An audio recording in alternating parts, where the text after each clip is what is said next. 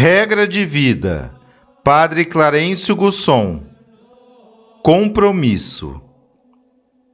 Meu irmão, minha irmã, peço licença para lhes fazer umas perguntinhas simples, às quais vocês poderão responder imediatamente, com toda segurança e certeza. Vocês, alguma vez, se sentiram obrigados a entrar para o movimento de equipes de Nossa Senhora? Um casal cristão que queira levar a sério seu casamento e venha a conhecer o movimento, estará obrigado a entrar para ele? Vocês que estão no movimento, estão obrigados a permanecer nele? Sei que vocês responderam às 3 perguntas com um firme não. Respostas absolutamente certas. Por isso mesmo me atrevo a lhes fazer outras perguntas, cujas respostas parecem-me já não tão óbvias. Vocês estão no movimento de equipes de Nossa Senhora por uma escolha meramente pessoal? Por acaso? Por coincidência, a convite de um amigo equipista? Por simpatizarem com o movimento? Ou porque o Senhor os atraiu, chamou, vocacionou?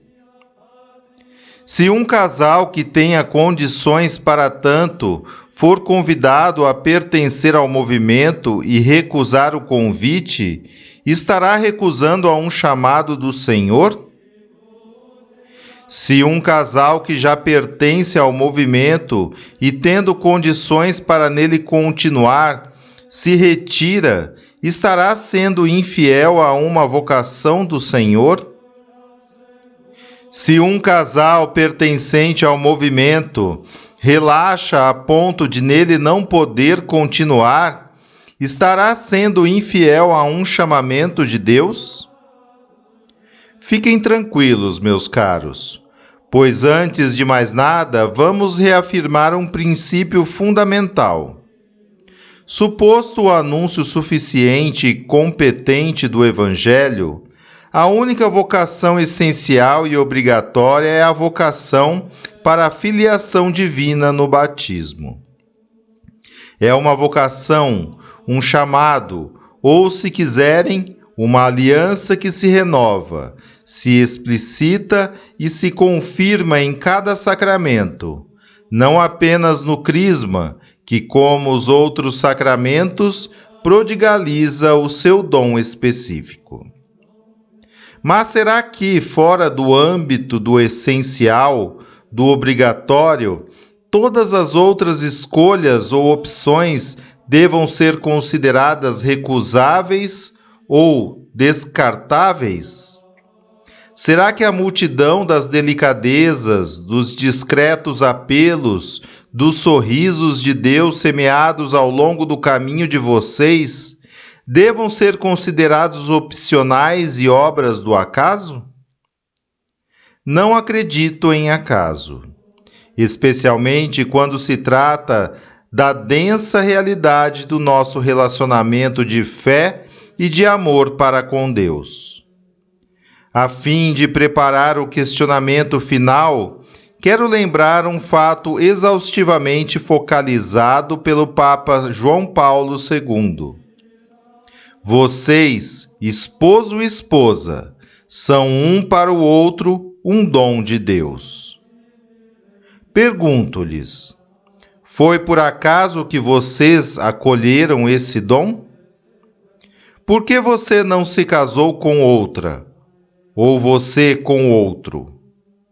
Foi por acaso que vocês se encontraram? Não pretendo propor nenhuma tese teológica, mas, na busca de uma resposta a essas perguntas, parto de um princípio pacífico em teologia. Deus ama cada criatura humana individualmente, pessoalmente, desde toda a eternidade. Ora, mesmo Deus só pode amar uma criatura real, não uma criatura apenas possível, isto é, uma criatura que poderia existir, mas nunca existiu, nem existirá jamais. Dizendo melhor, é a criatura apenas possível que não pode ser amada por Deus porque, não existindo, ela não pode ser objeto de amor. Não existe amor sem o objeto, sem a pessoa amada. Deixe-me levar essa água para uma talha. Vocês se casaram, tiveram filhos. Você, esposo, poderia ter se casado com outra mulher. Como você, esposa, poderia ter se casado com outro homem. Teriam filhos, mas outros filhos. E os filhos que realmente vocês têm agora estariam no número dos simplesmente possíveis. Pensem em um dos seus filhos. Deus o ama desde toda a eternidade. Esse filho é real, é objeto de amor, é pessoa amada. Ora, um ser humano real tem um determinado pai, uma determinada mãe, uma determinada herança genética. Ele nasce como mais um elo, mais um capítulo na longa história de, pelo menos, 2 famílias. E para que este seu filho fosse real, envolvido em todas essas circunstâncias reais, e assim pudesse ser este objeto concreto de amor, esta concreta pessoa amada, o próprio Deus só teve um recurso: levar você, esposo, ao encontro desta mulher que é, agora e para sempre, sua esposa. Levar você, esposa, ao encontro deste homem que é, agora e para sempre, seu esposo. Não sei qual poeta já havia dito: eu ungi o teu amor, imortal e viva chama o acendi. E fui eu, não o acaso, que a ti conduzi o teu eleito, o esposo teu.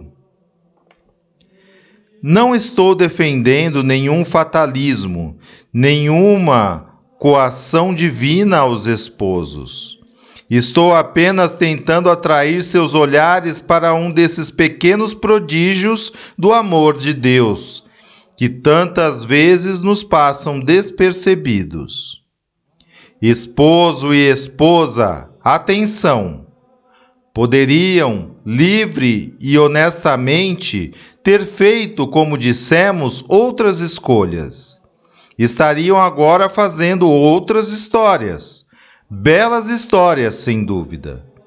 Mas esta história que realmente estão fazendo jamais seria escrita. E acredito sinceramente que, apesar de todos os acidentes, limitações e defeitos que ela comporta, você, esposo e esposa, se sentiriam dolorosamente desconsolados, tristes e frustrados, se ela não acontecesse.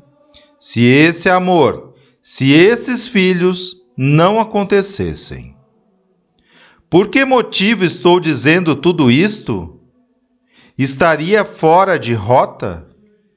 Talvez não. Lembram-se do profeta Elias, quando refugiado numa caverna no Monte Horebe, procurava a presença de Deus para nele reencontrar o sentido de sua vocação em crise?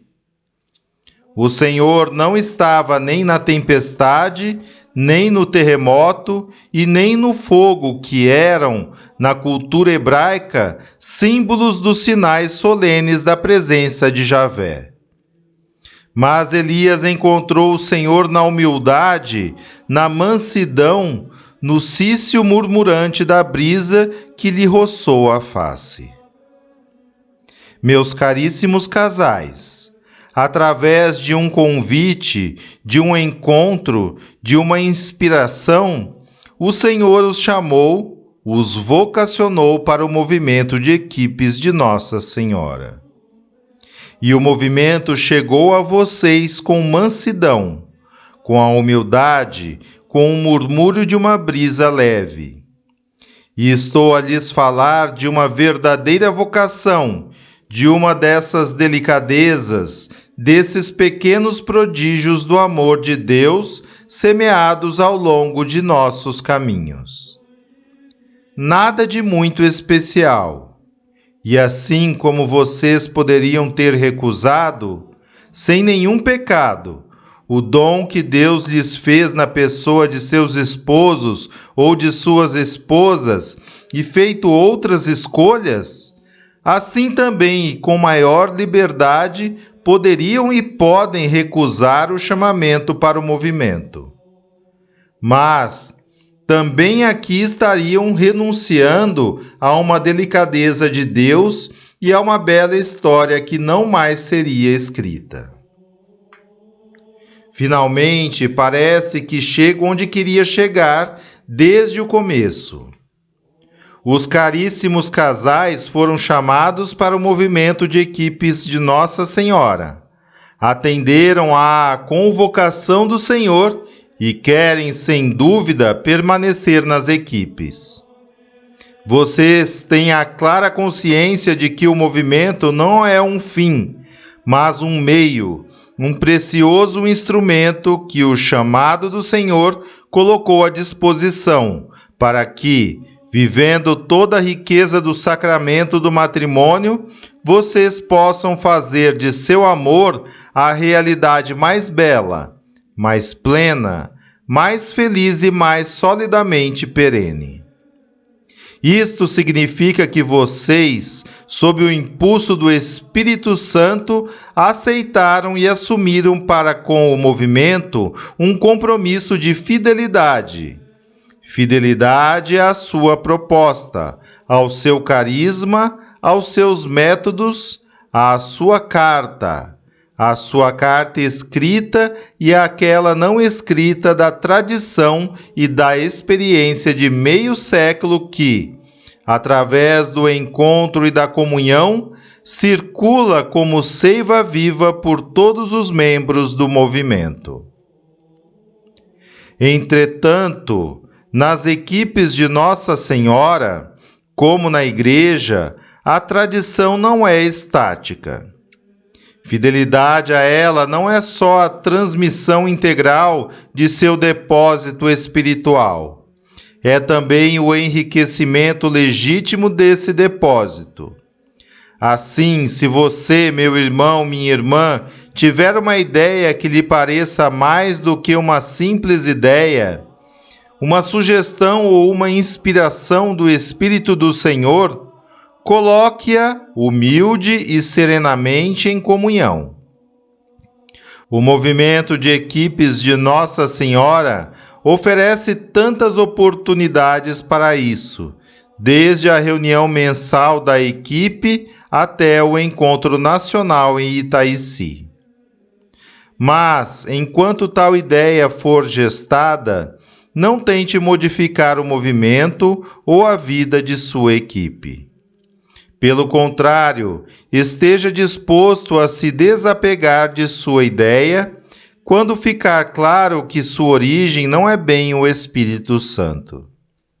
Se você sinceramente achar que deve persistir na sua ideia ou só dolorosamente puder abrir mão dela, acredito que isto seja um sinal muito claro de que sua vocação é outra. E o movimento de equipes de Nossa Senhora terá sido um precioso atalho que o Senhor lhe ofereceu para levá-lo a outras paragens. Na casa de meu pai existem muitas moradas. E o campo da pastoral familiar é imenso, exige a convergência de tantos carismas. Termino lembrando a grande visão do Papa João Paulo II, na Carta às Famílias. A absolutamente necessária e inadiável conversão da civilização da morte na civilização do amor passa pela família, e nesta passa pela qualidade, pela santidade, pela glória do amor conjugal. Não é bem esse o carisma do movimento de equipes de Nossa Senhora?